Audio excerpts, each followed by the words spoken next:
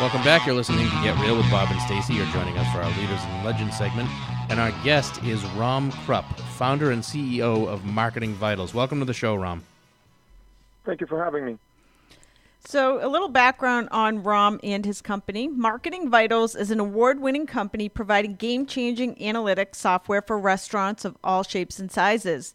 They are the winner of 4 prestigious big awards from the Business Intelligence Group. Marketing Vitals is a software platform enabling restaurant owners, consultants, and the C-suite of national and international restaurant franchises to pinpoint what's working in their organization and what isn't. With nearly 20 years of experience working with over 400 brands and assisting with technology systems, Rom Krupp is now in the business of helping restaurants turn data into dollars. He was named Executive of the Year by Big and speaks at industry events, sharing his groundbreaking vision, perspective, and insights. So, Rom, tell us all about Marketing Vitals. Sure. So we started Marketing Vitals because of a need in the industry to consolidate all the different data that restaurants generate, from the point of sales, the email clubs, loyalties, reservations, coupon redemption. And there was a challenge in the vertical of not just getting into one place, but really understanding causation and correlation. And there's a lot of moving parts that are happening beyond the data the restaurant itself captures. You've got industry data, you've got weather, you've got different trends that are currently affecting the vertical, from health, push towards the gluten-free world, and factors like that. So it's very hard for restaurants to get clarity of what's really influencing their customer, what's changing their business, and how effective are their employees in capturing the opportunities that are in the business. So that's what we do in Marketing Vitals. It's really using machine learning technology to understand causation correlation and then apply that into predictive learning and predictive testing. And that way you're not experimenting as much on your guests. You're using data to really predict what will happen before you do it.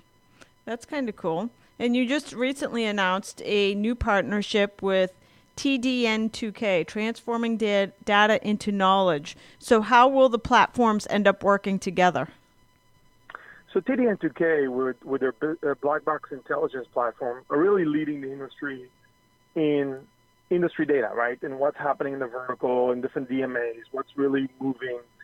The challenge, obviously, with that is if you can't correlate it to your data set quickly, if you can't learn from that of what positive movements are really attributed to what you're doing and what negative movements are out of your control, it's very hard to then do predictive and experimental on that data. So the first thing we're doing is we're solving to our customers a way to see how their data really looks like in a bigger perspective when they analyze a marketing impact, when they analyze a menu change.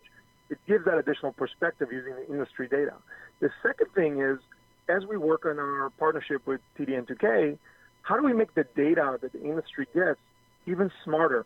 For example, you might see in the industry today that beverage sales, soft drink sales are in the decline. But it's very hard to understand why. And we can give that additional context to their data. Why?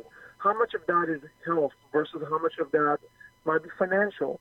And through the data, through the basket behavior, how people purchase, you can start understanding how much of that movement or decline is attributed to factors like health and how much is attributed to factors like reducing spend.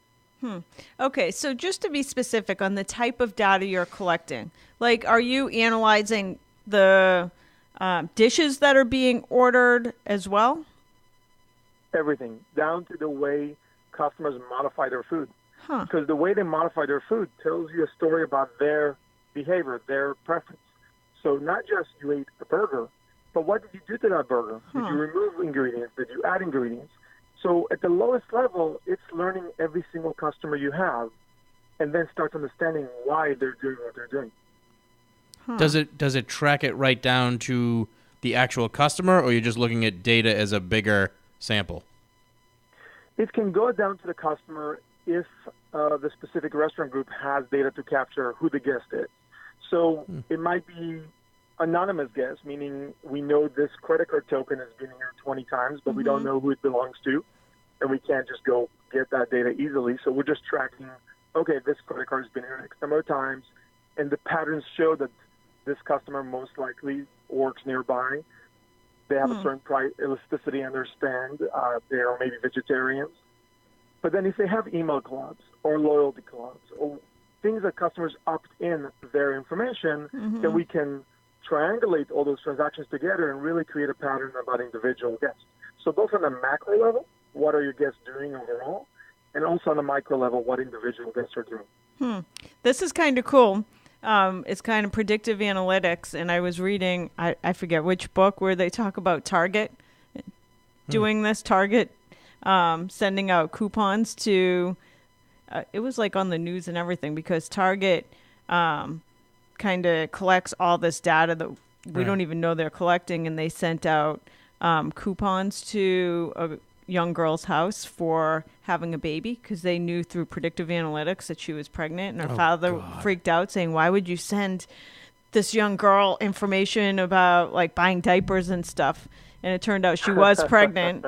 Like they not a good way to find out about your daughter being pregnant. Right. But it's interesting. It was all, I mean, yours is kind of a different spin on it. Nobody necessarily cares about being, I don't care if anybody knows what kind of food or how I'm modifying my order, but it's kind of really cool. It seems like every restaurant needs to have this in order to have a future.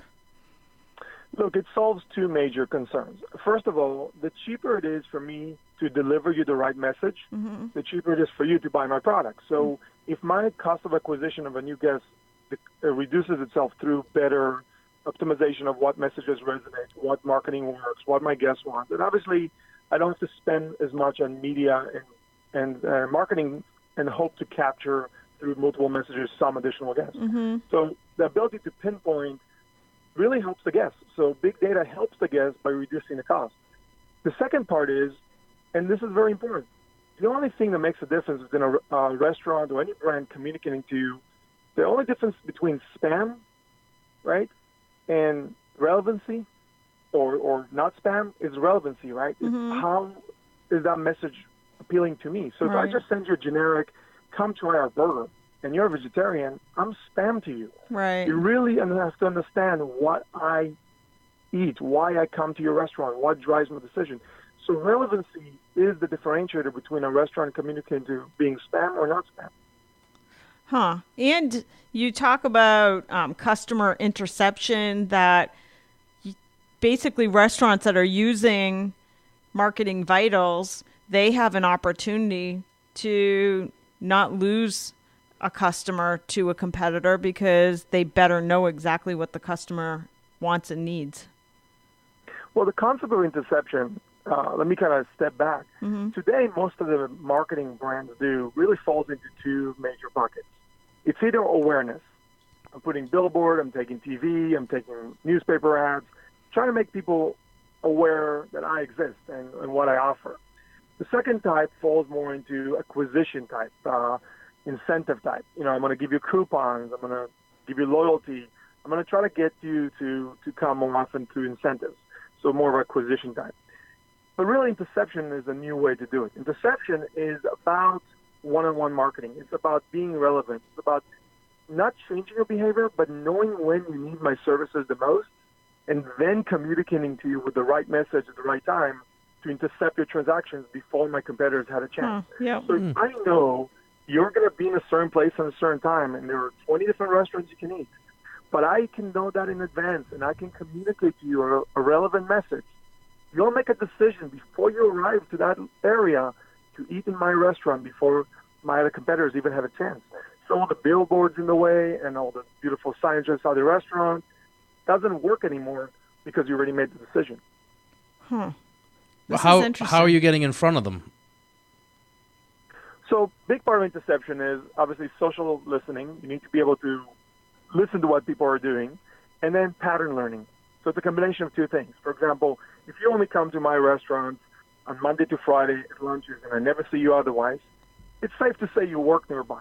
So like promoting to you a holiday special might not be a good idea because you're not going to be there. But I'm not going to be there Monday to Friday. And I'm using very basic examples. It can get extremely complex. So I can be relevant to you by knowing that you typically eat between 12:30 to 1:30. You typically eat certain products. So 30 minutes, 45 minutes before, I'm going to actually remind you or send you an incentive to come eat lunch at our restaurant. So that's a simple example. Mm-hmm. If you add social listening to it, hey, I'm going to be at a basketball game downtown today, or maybe you picked up a pattern that they're season ticket holders based on correlating the schedule of the local basketball team and when they're typically in that area. And now you have the ability to know when the next game is and communicate to them ahead of time that on their way to the game, or since we're near the stadium, stop over at our restaurant, even leave your car here and walk to the stadium, and you'll save the parking fee, but eat at our restaurant to do that. So I can even intercept the parking fee that might be more expensive than dining in my restaurant if I can create that proper message.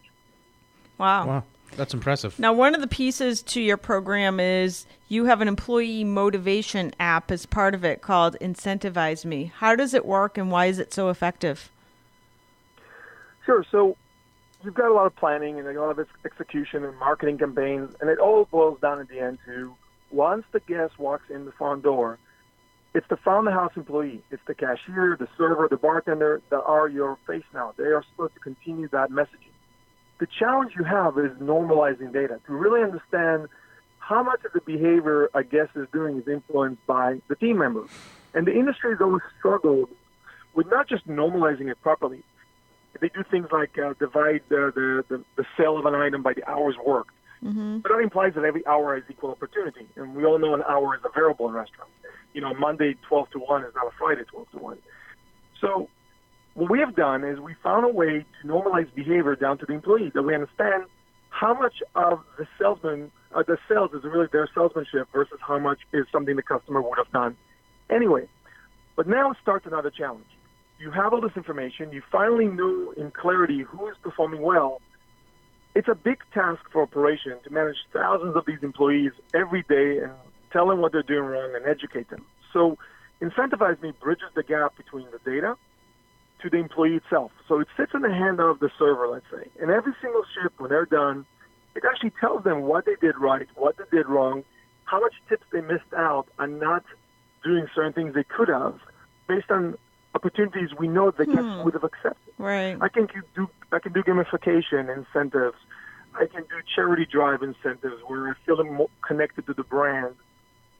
So this constant engagement of the team member understanding where they're at, how to improve, how it personally impacts their income, allows them to then deliver the message, deliver the marketing that the restaurant wants, and then the execution doesn't fail once a customer walks in the building. Wow.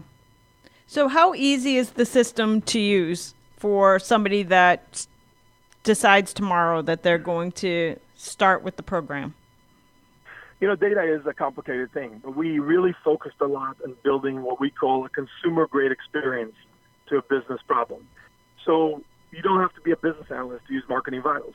A lot of our customers can go live in a day or two with their whole network of restaurants, with their whole brand, because we created connectors to the most common technologies used in the restaurant industry. Mm-hmm. So we support 14 of the largest point-of-sale providers. We support the most common reservations, loyalty, email club systems. So for most of our customers, it's a turnkey solution to get the data in the system. And then with very minimal training, they can start being very effective with data.